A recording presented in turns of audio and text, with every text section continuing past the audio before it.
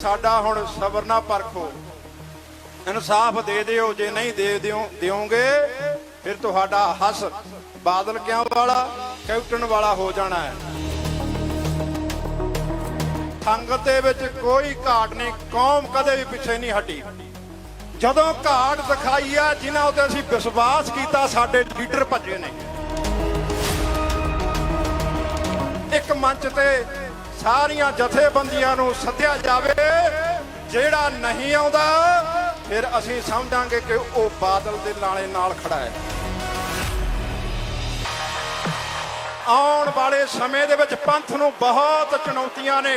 बादल के लाणे तो कांग्रेस तो पंजाब मुक्त कीता राजनीति दे विच, उत्थे आउण वाले समय दे विच जिहड़ी श्रोमणी कमेटी है वो भी बादल लाणे तो मुक्त कराउणी आ।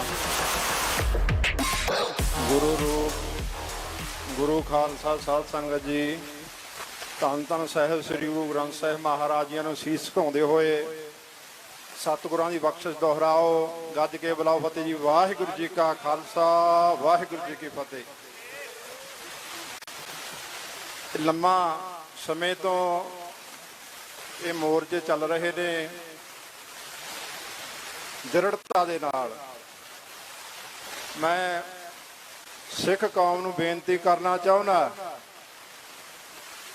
कि इस मोर्चे नूं जितण वास्ते दृढ़ता दी जरूरत है। विश्वास दे नाल मन नूं फ्रमे दे विच रखदे होए ये मोर्चा लगातार इंसाफ मिलण तक चलदा रहे। काली नहीं करनी, जोश नहीं दिखाउणा। किसानी मोर्चा 1 साल चलिया, उत्थे असीं यही कहदे रहे हैं भी दृढ़ता दे नाल विश्वास दे नाल बैठे रहो। जित होगी, सतगुरां ने जित बख्शिश कीती, जित लेके आए। पंथ दी झोली दे विच वड्डी जित होई ते इस मोर्चे नूं जितण वास्ते भी सानूं विश्वास, भरोसे ते दृढ़ता दी जरूरत है। असीं दृढ़ता दे नाल बैठे आ। सरकारां नूं बेनती आ कि साडा हुण सबर ना परखो, इंसाफ दे दिओ, जे नहीं दे दिओगे फिर तुहाडा हस बादल क्यों वाला कैप्टन वाला हो जाना है। ते मैं इत्थे संगत दे चरनां दे विच बेनती करना चाहुंदा, संगत दे विच कोई घाट नहीं, कौम कदे भी पिछे नहीं हटी। जदों घाट दिखाई है जिन्हां उत्ते असीं विश्वास कीता, साडे लीडर भजे ने। लीडरां ने सानू धोखा दिता है, कौम ने कदे भी धोखा नहीं दिता। अज आवाज मारी है, कौम खड़ी है, आने वाले समय दे विच इसे तरह खड़ी रहेगी। ते मैं बेनती करना चाहुंदा कि अज सानू जे लोड़ आ, पहला काम होना चाहिए ये मोर्चे ने लम्मा चलना। असीं जिहड़ा हुण आपां ने टाइम देना 15 दिनां दा जां 20 दिनां दा संगत नूं, मैं बेनती करना चाहुंदा उहदे विच एक पंथक इकट्ठ दा सद्दा दिता जावे, जिहदे विच सारी पंथ दा इकट्ठ होवे। एक मंच ते सारियां जथेबंदियां नूं सद्दिया जावे, जेड़ा नहीं आउंदा फिर असीं समझांगे कि वो बादल दे लाणे नाल खड़ा है।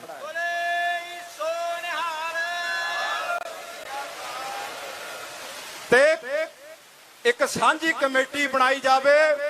कमेटी वो बनूगी, लिफाफे विच नाम नहीं निकलने के असीं इत्थे बह के पिछले पासे नाम लिख के तुहानूं कह दांगे भी आह कमेटी दे बंदे ने। कमेटी दे विच वो शख्स पाए जाणगे जिहड़े बेदाग होण, जिन्हां उत्ते संगत नूं भरोसा होवे, जिन्हां ने कदे पिठ ना दिखाई होवे कौम नूं। वो शख्स तुहाडी मर्जी दे नाल नाम लैके तुसीं प्रवानगी दिओगे तां ओह कमेटी बने, फिर काम चलना है। ये गल नहीं बननी, बुक्कल दे विच गुड़ नहीं भन्निया जाना। ते समुचा पंथ आउण वाले समय दे विच जिहड़ी डेट देनी आ भाई साहब होना ने, ओ सांझा पंथक इकट्ठ, पंथक एकता दी आवाज दिओ पंथ नूं। आओ एक मंच ते इकट्ठे होइए ते आउण वाले समय दे विच पंथ नूं बहुत चुनौतियां ने। कला गुरु ग्रंथ साहिब महाराजियां दी बेअदबी दा मसला नहीं, जिहड़े इत्थे इंसाफ मंगदे सी सिंघां दा ਮਸਲਾ ਨਹੀਂ, ਹੋਰ ਵੀ ਪੰਥ ਅੱਗੇ ਵੱਡੀਆਂ ਚੁਣੌਤੀਆਂ ਨੇ। ਆਉਣ ਵਾਲੇ ਸਮੇਂ ਦੇ ਵਿੱਚ ਅਸੀਂ ਜਿੱਥੇ ਬਾਦਲ ਕੇ ਲਾਣੇ ਤੋਂ, ਕਾਂਗਰਸ ਤੋਂ ਪੰਜਾਬ ਮੁਕਤ ਕੀਤਾ ਰਾਜਨੀਤੀ ਦੇ ਵਿੱਚ, ਉੱਥੇ ਆਉਣ ਵਾਲੇ ਸਮੇਂ ਦੇ ਵਿੱਚ ਜਿਹੜੀ ਸ਼੍ਰੋਮਣੀ ਕਮੇਟੀ ਹੈ ਉਹ ਵੀ ਬਾਦਲ ਲਾਣੇ ਤੋਂ ਮੁਕਤ ਕਰਾਉਣੀ ਆ। ਸਤਿ ਸ੍ਰੀ ਅਕਾਲ।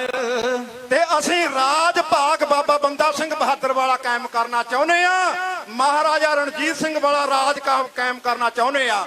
ਜੇ ਤੁਸੀਂ ਸਾਥ ਦਿਓਗੇ ਤਾਂ ਅਸੀਂ ਆਪਣੇ ਸ਼ੀਸ਼ ਵੀ ਲਾ ਦਿਆਂਗੇ ਤੁਹਾਡੇ ਵਾਸਤੇ। ਸਤਿ ਸ੍ਰੀ ਅਕਾਲ। ਉਹ ਨਾ ਅਸੀਂ ਭੱਜੇ ਆ, ਨਾ ਅਸੀਂ ਵਿਕੇ ਆ, ਨਾ ਅਸੀਂ ਝੁਕੇ ਆ, ਨਾ ਝੁਕਣਾਗਾ। ਟਾਈਮ ਹੋ ਗਿਆ, ਮੇਰੀਆਂ ਬੇਨਤੀਆਂ ਪ੍ਰਵਾਨ ਕਰਿਓ। ਪੰਥਕ ਏਕਤਾ ਦਾ ਇਕੱਠ ਸੱਦੋ ਆਉਣ ਵਾਲੇ ਸਮੇਂ ਦੇ ਵਿੱਚ। ਸਾਡੇ ਲੀਡਰ ਨੇ ਨਾ ਜਿਹੜੇ ਕਹਿੰਦੇ ਨੇ ਪੰਥਕ ਏਕਤਾ ਹੋਣੀ ਚਾਹੀਦੀ ਹੈ, ਉਹ ਅਸਲ ਦੇ ਵਿੱਚ ਏਕਤਾ ਕਰਨਾ ਨਹੀਂ ਚਾਹੁੰਦੇ। ਹਰੇਕ ਕਹਿੰਦਾ ਮੈਨੂੰ ਕ੍ਰੈਡਿਟ ਮਿਲ ਜੇ। ਮੈਂ ਪਹਿਲਾਂ ਬੇਨਤੀ ਕਰਕੇ ਗਿਆ ਸੀ ਨਾ, ਕਿਸੇ ਦੇ ਉੱਤੇ ਅਸਰ ਹੋਇਆ? ਦੀਪ ਸਿੱਧੂ ਵੀਰ, ਚਾਹੇ ਉਹਦੇ ਭਰਾਤਾ ਸਾਹਿਬ ਬੈਠੇ ਨੇ, ਮੈਂ ਮੂੰਹ ਤੇ ਗੱਲ ਕਹਿਣਾ, ਉਹਦੀ ਰੂਹ ਤੜਫਦੀ ਫਿਰਦੀ ਹੈ। ਦੀਪ ਸਿੱਧੂ ਨੇ ਮੇਰੇ ਨਾਲ ਗੱਲਬਾਤ ਕਰੀ ਸੀ ਪੰਥਕ ਏਕਤਾ ਦੀ। ਅੱਜ ਜਿੱਥੇ ਦੀਪ ਸਿੱਧੂ ਪੰਥਕ ਏਕਤਾ ਚਾਹੁੰਦਾ ਸੀ, ਉਸ ਦੀ ਰੂਹ ਨੂੰ ਇਹਨਾਂ ਦੀ ਪੰਜਾਬ ਵਾਰਸ ਪੰਜਾਬ ਦੇ ਪਾਰਟੀ ਆ, ਇਹਨਾਂ ਨੇ ਉਹਦੀ ਰੂਹ ਨੂੰ ਤੜਫਾ ਦਿੱਤਾ। ਇਹਨਾਂ ਨੇ ਏਕਤਾ ਦਿਖਾਉਣ ਦੀ ਖਾਤਰ ਉਹਦੇ ਦੋ ਟੁਕੜੇ ਕਰਕੇ ਦੋ ਗੁੱਟਾਂ ਦੇ ਵਿੱਚੋਂ ਵੰਡਤੇ। ਜੇ ਪੰਥਕ ਏਕਤਾ ਚਾਹੁੰਦੇ, ਸਭ ਤੋਂ ਪਹਿਲਾਂ ਤਾਂ ਇਹ ਅਸਤੀਫੇ ਦੋਨੇ ਗੁੱਟ ਦੇ ਕੇ ਗੁਰੂ ਦੀ ਹਾਜ਼ਰੀ ਦੇ ਵਿੱਚ ਬੈਠਣ, ਇਹ ਆਪਸ ਵਿੱਚ ਏਕਤਾ ਕਰਨ, ਫਿਰ ਗਾਹਾਂ ਦੀ ਏਕਤਾ ਦੀ ਗੱਲ ਤੁਰੂਗੀ। ਜਿਹੜੇ ਹੋਰ ਵੀ ਨੇ, ਅਸੀਂ ਏਕਤਾ ਚਾਹੁੰਦੇ ਆ। ਜੇ ਖਾਲਸਾ ਜੀ ਤੁਸੀਂ ਮੁੱਦੇ ਹੱਲ ਕਰਾਉਣੇ ਨੇ, ਬੇਅਦਬੀ ਦਾ ਇਨਸਾਫ ਲੈਣਾ, ਸਿੰਘਾਂ ਸ਼ਹੀਦਾਂ ਦੇ ਗੋਲੀ ਕਾਂਡ ਦਾ ਇਨਸਾਫ ਲੈਣਾ, ਤਾਂ ਆਓ ਸਾਰਾ ਪੰਥ ਇੱਕ ਮੰਚ ਤੇ ਇਕੱਤਰ ਹੋਵੇ। ਜਿਹੜੇ ਨਹੀਂ ਆਉਣਗੇ ਉਹ ਬਾਦਲ ਗਦਾਰਾਂ ਦੇ ਨਾਲ ਸ਼ਾਮਲ ਹੋ ਜਾਣਗੇ। ਇੰਨੀਆਂ ਬੇਨਤੀਆਂ ਪ੍ਰਵਾਨ ਕਰਿਓ। ਵਾਹਿਗੁਰੂ ਜੀ ਕਾ ਖਾਲਸਾ, ਵਾਹਿਗੁਰੂ ਜੀ ਕੀ ਫਤਿਹ।